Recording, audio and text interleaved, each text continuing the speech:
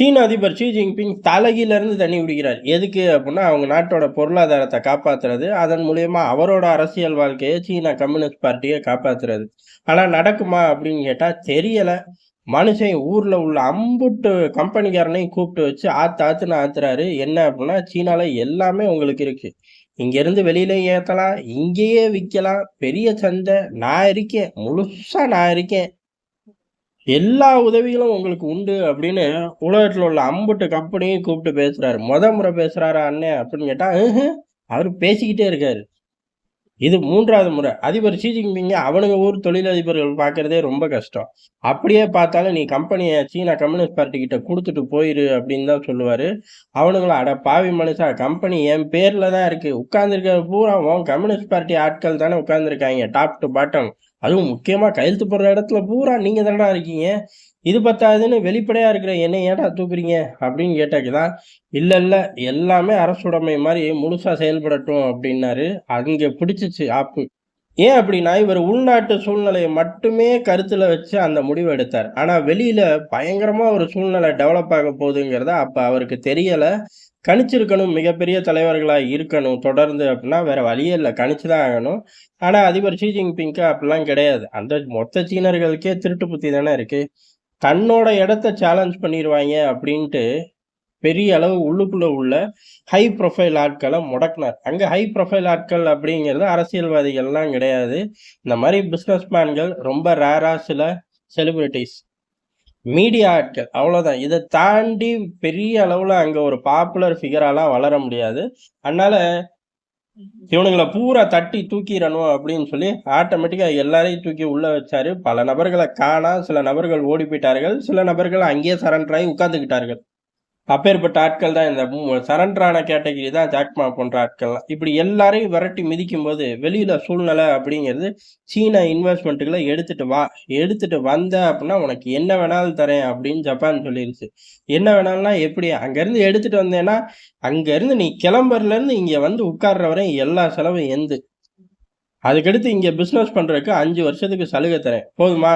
இதுக்கு மேல என்ன வேணும் உனக்கு? அப்படின்னு சொல்லி ஜப்பான் கம்பெனிகள பூரா தூக்கிட்டு போய் ஜப்பான்குள்ளேயே வச்சுக்கிட்டாய்ங்க. இந்த மாரி ஒவ்வொரு நாடுகளும் செய்ய ஆரம்பிச்ச காலகட்டம். அப்ப இத தடுத்திருக்கணும். அதிபர் ஷி ஜின்பிங் தடுத்திருக்கணும். ஆனா அவருக்கு அமெரிக்காவ காட்டிலும் நம்ம வளர்ந்துட்டோம். இந்த உலகத்துல உள்ள பயலுக ஒத்துக்க மாட்டேங்கிறாய்ங்க.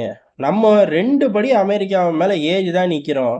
இவனுங்க கண்ணுக்கு நம்ம ஏதோ 20வது படி அமெரிக்காவுக்கும் நமக்கு 20 படி டிஃபரன்ஸ் இருக்கிற மாரி காட்டுது அப்படிங்கிற ஒரு மாயைக்குள்ள அவரு சிக்கிக்கிட்டார். உண்மைய சொல்ல போனோம்னா, அத குளோபல் டைம்ஸ்ல அப்படிதான் எழுதுவாய்ங்க. அதையே இவரு நம்பிட்டாராட்டுக்கு. நம்ம தான் எழுதுறோம், பொய்யத்தான் எழுதுறோம் அப்படிங்கிறத தாண்டி, அத 10 லைன திருப்பி 10 நாள் படிச்சிருப்பாராட்டுக்கு ராத்திரி பகல்னு பார்க்காம, மனுஷன் நம்புனதோட விளைவு என்ன பண்ணிட்டாரு அப்படின்னா, உள்ளூர் ஆட்கள கூப்பிட்டாரு. உள்ளூர் ஆட்கள கூப்பிடும்போது, நம்ம தான் எல்லாரையும் தூக்கி உள்ள வச்சுட்டோமே எதம்மா அப்படின்னு சொன்னப்ப, இருக்கிறவன கூப்பிடுங்கடா அப்படின்னு கூப்பிட்டாரு. கூப்பிட்டு உள்நாட்டு சந்தைய மட்டுமே ஃபோக்கஸ் பண்ண போறோம். அதாவது இரும்பு திரை பொருளாதாரமா மாறப்போறோம் அப்படின்னாரு. அட பாவி மனுஷா! அப்படி இருந்த பொருளாதாரத்த வெளிப்படைத்தன்மை மாத்துனதுக்கு அப்புறம் தான்யா சீனா அப்படிங்கிறது இம்புட்டு பெரிய வளர்ச்சி அப்படின்னா, அது ஒரு காலம், இது ஒரு காலம். திருப்பி நம்ம அங்க திரும்ப போறோம் அப்படின்னு சொல்லி பல ஏற்பாடுகள பண்ணாரு. அவங்களே தயாரிக்கிறது, அவங்களுக்குள்ளேயே வித்துக்கிறது. வெளியில இருந்து வரக்கூடிய பொருட்கள பெருசா எதிர்பார்க்காம இருக்கிறது. அதுக்கான மாற்று பொருட்கள இங்க கண்டுபிடிச்சறது, சந்தைக்கு கொண்டு வந்துறது. இல்ல அப்டின்னா, அத யூசேஜே பண்ணாம தூக்கி வீசிர்றது. இந்த மாரி பழங்காலத்து திட்டங்கள நிகழ்காலத்துல செய்ய முடியும் அப்படின்னு நம்புனாரு. அதே போய் அவங்க மக்கள்ட்டயும் சொன்னாரு. எப்படி ராணுவத்துக்கிட்ட ஒவ்வொரு தடவையும் போய் போருக்கு தயாராகுங்கள்ம்பார்கள். அவனுங்க அப்படியே கேட்டு படுத்து தூங்கிருவாங்களாட்டுக்கு. அதே மாரி இதையும் மக்கள் கேட்டு படுத்து தூங்கிட்டாய்ங்க. இதுவே இவருக்கு தெரியல. ஏன்னா ராணுவம் போருக்கு தயாராகுங்கடான்னு சொல்லியே ஒரு பய தயாராக மாட்டேங்கிறான். இன்னமும் அதே டயலாக்க அதே மாசம் தவறாம போய் சொல்லிக்கிட்டு இருக்காரு. என்னைக்கு அதுல புத்தி வரும்னு தெரியல. அதே மாரி இதுலயும் சொல்லியிருப்பாராட்டுக்கு. ஏறக்குறைய நாட்கள் உருண்டோட இப்ப புத்தி வந்துருச்சு. இப்பன்னா ஒரு 2 வருஷத்துல புத்தி வந்துருச்சு. ஆஹா! இவனுங்கள நம்பி பிரயோஜனம் கிடையாது. நம்ம பழையபடி ரவுண்ட் அடிக்கணும். அப்படின்னு சொல்லி அப்ப எல்லா பேரும் இன்வெஸ்ட்மெண்ட்ட தூக்கிட்டு ஓடும்போது, சீனாவ திருப்பி மிதிக்கும்போது ஆரம்பிச்சிருக்கணும். ஆனா இவர் டூ லேட். ஏன் அப்படின்னா, இவர் 2 வருஷத்துக்கு முன்னாடி தான் ஆரம்பிக்கிறாரு. இவர் ஆரம்பிச்ச 1 வருஷத்திலேயே அமெரிக்கால தேர்தல் ஜுரம் அப்படிங்கிறது வந்துருச்சு. அந்த தேர்தல் ஜுரத்துல ட்ரம்ப் முழங்குனது ஒரே ஒரு விஷயம் தான். Tariff, tariff, tariff. சீனா ஒரு போதைப் பொருள் நாடு. 2 விஷயத்த தான் அவர் பெருசா சொன்னாரு. இந்த டாரிஃப உலகத்துக்கெல்லாம் போடுவேன் அப்படின்னு அவர் சொல்லி முடிச்சோனயே, "சீனாவுக்கு போடுவீங்களா?" அப்படின்னு தான் கேட்பாய்ங்க. "சீனாவுக்கு நான் போட்ட டாரிஃப் தான்டா இன்னமும் ஓடிக்கிட்டு இருக்கு. அதுல நான் ஸ்பெஷலிஸ்ட்டுடா" அப்படின்னு சொல்லி அவரும் சொல்லுவார். சீன அதிபருக்கு புத்தி வந்த ஒரே வருடத்துல உலக சூழ்நிலை அப்படிங்கிறது ரொம்ப வெறித்தனமா மாறிடுச்சு. சீனாவை இழுத்து போட்டு அடிக்கிற சூழ்நிலை போய் சீனாவை புதைச்சே தீரணும் அப்படிங்கிற ஆட்கள் உலகம் பூரா வர ஆரம்பிச்சிட்டார்கள்.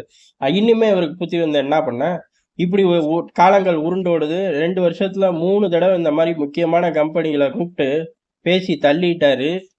எல்லா ஐரோப்பா கம்பெனிகள் மட்டும் கொஞ்சம் ஆர்வத்த காட்டுறாய்ங்க. பெரிய அளவு நம்பி களத்துல இறங்கல. சரி கழுதை இங்கேயே போட்டு தொலைப்போம். இங்க உள்ளவனுங்களுக்கு இங்கேயே செஞ்சு விப்போமே, இப்ப என்னங்கிற மாரி இறங்குறார்கள். காரணம் அவர்கள் தலைவர்கள் அப்பப்ப ரவுண்ட் அடிச்சதோட விளைவு. ஆனா இவரால அந்த பழைய பூம கொண்டு வர முடியுமா அப்படின்னு கேட்டா, கொண்டு வர முடியாது அப்படிங்கிறது தான் இன்னைக்கு களத்துல உள்ள சூழ்நிலை.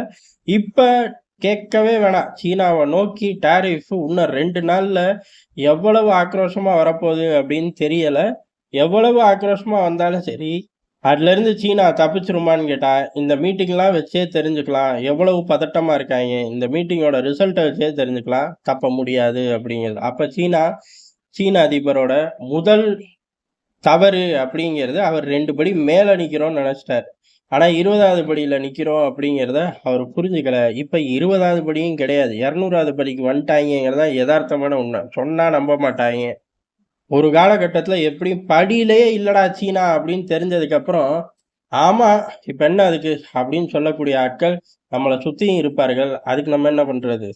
எதார்த்தமான உண்மைய சொல்லி தானே ஆகணும். நன்றி, வணக்கம்.